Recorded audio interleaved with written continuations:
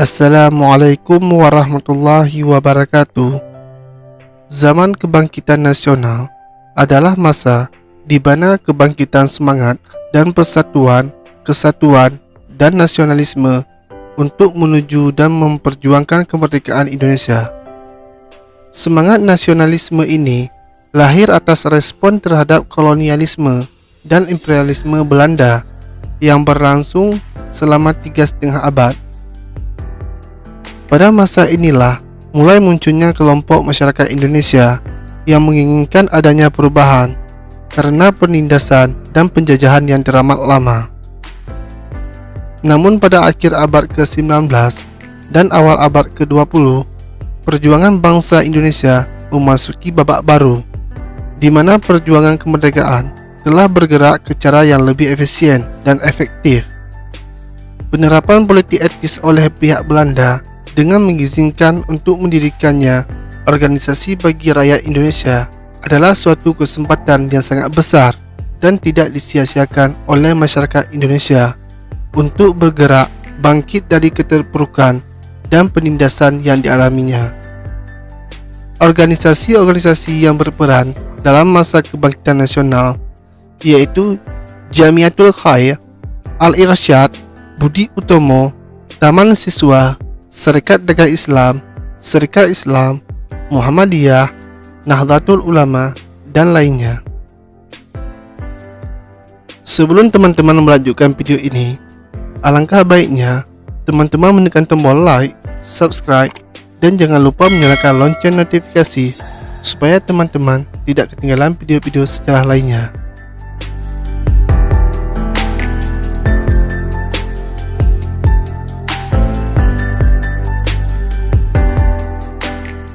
Kondisi sosial ekonomi pada abad ke-19 semakin memburuk. Hal ini disebabkan oleh eksploitasi kolonial, politik liberal, dan politik etis. Di satu pihak, keuntungan yang diperoleh oleh pemerintah kolonial dialirkan ke negeri Belanda. Dan di lain pihak, kemelaratan dan kesengsaraan semakin mendidih bagi masyarakat Indonesia. Politik etis merupakan usaha-usaha untuk memajukan pengajaran, tetapi pada abad ke-20 terdapat kekurangan dana belajar bagi anak-anak Indonesia. Kejadian ini menimbulkan keprihatinan bagi Dr. Wahidin Sudirohusodo, dan pada tahun 1906 sampai 1907 ia melakukan propaganda keliling Pulau Jawa. Pada tahun 1907 Dr. Wahidin Sudirohusodo bertemu dengan para mahasiswa Stopia. Ia melontarkan gagasan agar para mahasiswa segera mendirikan organisasi yang bertujuan untuk memajukan derajat bangsa. Ide Dr. Wahidin itu diterima dan dikembangkan oleh Sutomo dan kawan-kawannya. Mereka pun mendirikan organisasi Budi Utomo di Jakarta pada tanggal 20 Mei tahun 1908 yang bertujuan untuk memajukan pengajaran, teknik industri, peternakan, pertanian, dan perdagangan serta menghidupkan kembali kebudayaan.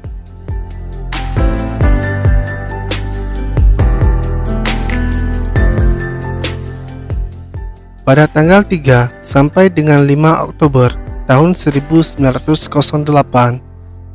diselenggarakan Kongres Budi Utomo yang pertama yang dilaksanakan di Jogja. Dalam kongres tersebut berhasil diputuskan beberapa hal, yaitu pertama, menyusun pengurus besar Budi Utomo dengan diketuai oleh R.A. Tirto Kusumo yang merupakan mantan Bupati Karanganyar. Yang kedua, mengesahkan ADART Budi Utomo. Yang ketiga, ruang gerak terbatas pada daerah Jawa dan Madura. Dan yang keempat, Yogyakarta menjadi pusat organisasi. Setelah kongres berlangsung, dalam waktu singkat, organisasi Budi Utomo terjadi perubahan orientasi. Semula, orientasi terbatas pada kalangan priai. Akan tetapi, setelah muncul edaran yang dimuat dalam Batavia Newsblad tanggal 7 Agustus tahun 1909 yang menekankan bagaimana cara memperbaiki kehidupan rakyat secara lebih komprehensif. Dengan berdirinya organisasi Budi Utomo ini, bergabunglah beberapa tokoh yang memiliki kapasitas yang luar biasa, antara lain Dr. Wahidin Sudirohusodo, Sutomo, dan Suwardi. Kemudian Tirto Kusumo, yaitu Bupati Karanganyar, yang kemudian ditunjuk sebagai ketua organisasi ini, dan juga terdapat tokoh-tokoh baik dari kalangan tua maupun kalangan yang muda.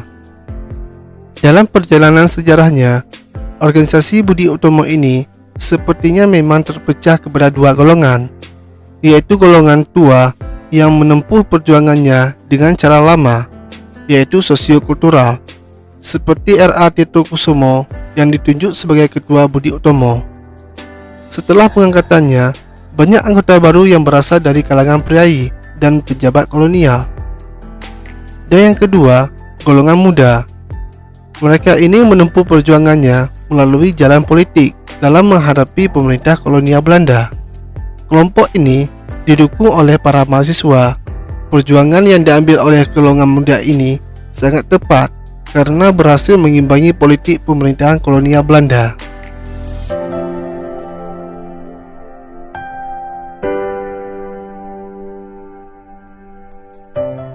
Dalam memperjuangkan kemerdekaan Indonesia, Budi Utomo berperan penting terhadap pergerakan nasional untuk mengusir penjajah Belanda.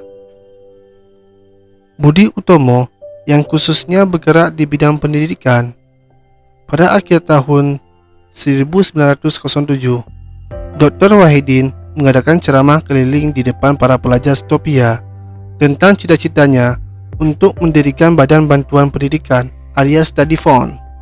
Tujuannya adalah untuk menolong para pemuda Indonesia agar dapat menuntut pelajaran di perguruan tinggi.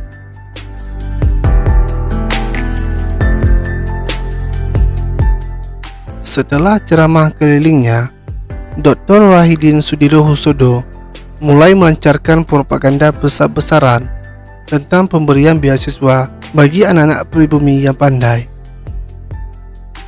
Dalam propaganda ini, Dr. Wahidin didampingi oleh Pangeran Aryanata di Sujo yang dikenal aktif mendukung pendidikan barat. Para siswa Stopia dan para peserta lainnya tentu saja tidak keberatan terhadap pendapat Dr. Wahidin yang mementingkan pendidikan barat. Akan tetapi, tetap harus dibekali dengan nasionalisme keindonesiaan yang kuat, di mana pendidikan barat itu hanya bagi kaum priai, sedangkan para pribumi menginginkan pendidikan untuk seluruh masyarakat di Hindia Timur Belanda. Budi Utomo meminta kepada pemerintah Hindia Belanda untuk memberikan beasiswa kepada anak-anak muda agar bisa belajar ke negeri Belanda. Peran Budi Utomo yang cukup penting dalam kehidupan masyarakat dan negara bukan hanya bermanfaat bagi pemerintah kolonial. Kemampuan yang istimewa ini berfungsi sebagai jembatan antara penjabat kolonial yang maju dengan kaum pelajar Jawa, sehingga dalam perkembangan Budi Utomo akan mendapat kesempatan untuk memperoleh kemampuan berorganisasi politik.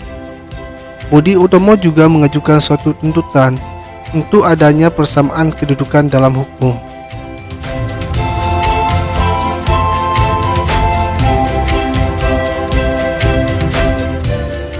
Peran Budi Utomo semakin membudar seiring berdirinya organisasi lain yang lebih aktif dan penting bagi pribumi. Beberapa di antaranya bersifat keagamaan, kebudayaan, dan pendidikan, serta organisasi yang bersifat politik. Dengan munculnya organisasi baru yang menyebabkan organisasi tersebut mengalami kemunduran. Sekian video kali ini. Jika ada yang salah dalam penyampaian saya, silakan komen di bawah. Dan sampai jumpa di video-video sejarah lainnya. Assalamualaikum warahmatullahi wabarakatuh.